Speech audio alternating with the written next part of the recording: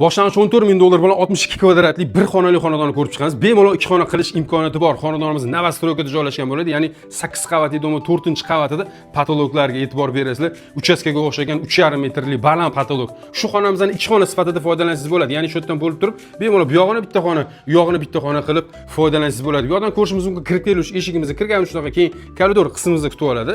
Bu yoqdan ko'rishimiz mumkin chiroyli qilib shkaflarni yasatib qo'yganlar. O'ng tomonda ko'radiganimiz ayollarning sevimli bo'lgan oshxona qismi shunaqangi keng, katta o'lchamda chiroyli mebellardan yasatib qo'yishgan, gaz plita idishlar uchun sharoitlari chiroyli mebellar qilingan.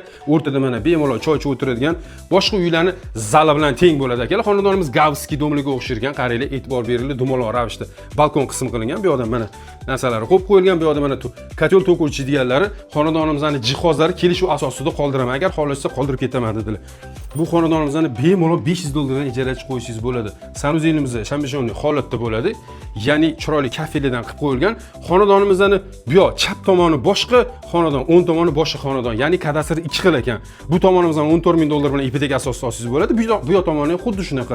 Xohlasangiz ikki tomonni olib turib, mazza qilib foydalansangiz bo'ladigan sharoitda bu yoq tomonni ko'rishimiz mumkin. Bu yoqdan mana kirib kelish eshigimiz bu, ya'ni yonidagi podyezddan kirib kelish eshigimiz. Bu yoq tomonimiz boshqa kvartira hisoblanadi. Xohlovchilar uchun bitta qilib sotib olsangiz bo'ladi. Chap tomondan ko'radigan bo'lsak, bizda yotoqxona sifatida foydalansangiz bo'ladi. Shunaqa kattagina o'lchamda patologlar baland, juda ham chiroyli ko'rinadigan bo'ladi. E'tibor berasizlar, balkoni shunaqa dumaloq ravishda, bu yoqda ham yaxshigina kvadraturasi bor. Xonadonning bir qismi hisoblanadi. Jihozlari kelishuv asosida qoldirib ketaman deyaptilar. Agarda ijaraga qo'yadigan bo'lsangiz ham zo'r puldan qo'ysangiz bo'ladi. Kirganimizda bu yoqdan shunaqa hol sifat joyimiz bor, kattagina o'lchamda.